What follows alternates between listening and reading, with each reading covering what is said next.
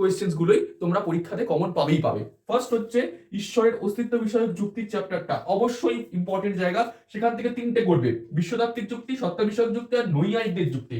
বিশ্বতাত্ত্বিক, সত্তা বিষয়ক আর নৈয়ায়িকদের যুক্তি। নৈয়ায়িকদেরটা 10-এ আসবে, বিশ্বতাত্ত্বিকটা তোমার 10-এ আসার চান্সই বেশি, কিন্তু অন্টোলজিক্যাল আর্গুমেন্ট এটা 10-এ করবে, হ্যাঁ 10-এই করো।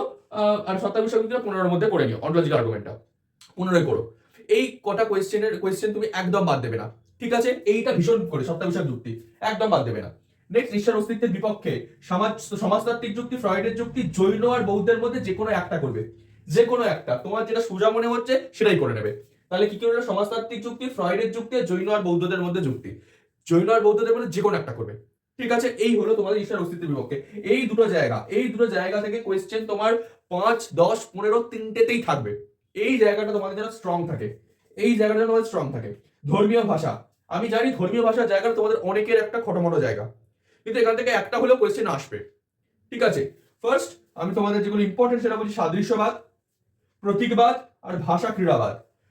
প্রতীকবাদ তোমাদের যদি খটোমটো মনে হয় করবে না, প্রতীকবাদ তোমাদের যদি খটোমটো মনে হয় করতে হবে না, কিন্তু যদি মনে হয় করতে পারছো তবেই করো। কিন্তু সাদৃশ্যবাদ আর ভাষা ক্রীড়াবাদ এটা ছিল না। ভাষা ক্রীড়াবাদ বড় জোর 5 বা 10-এ আসবে, 5 বা 10-এ।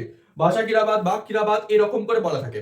এই কোয়েশ্চেন 3টে তুমি যদি করতে পারো 3টে করো, নয়তো অল টিলিকের প্রতীকবাদ করতে হবে না। এই দুটো যেন ছাড়া না হয়। নেক্সট, তোমাদের ইসলাম আর খ্রিস্টান, এই জায়গা থেকে কোয়েশ্চেন আসবে। ইসলাম আর খ্রিস্টানদের কোয়েশ্চেন আসবে। ইসলাম থেকে আল্লাহর স্বরূপটা অবশ্যই করে যেও, আর খ্রিস্টান থেকে তৃতীয়বাদটা অবশ্যই করে যেও। এই দুটো অবশ্য করে যেও।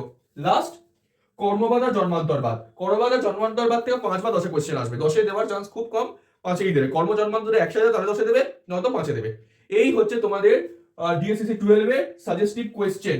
এইবার তোমাদের যদি নোট লাগে তাহলে তো তোমরা এতদিন ধরে জেনেই গেছো তোমাদের কি করতে হবে।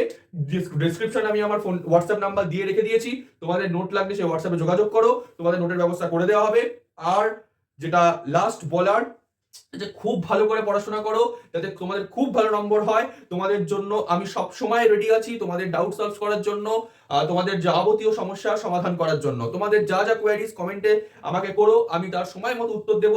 এবং যথেষ্টভাবে পড়াশোনা করো। সময় জানি বেশি নেই, কিন্তু সে সময়টা আছে সেটা পড়াশোনা করার জন্য যথেষ্ট। শুরু করে দাও পড়াশোনা, খুব ভালো পরীক্ষা হবে। Best of luck.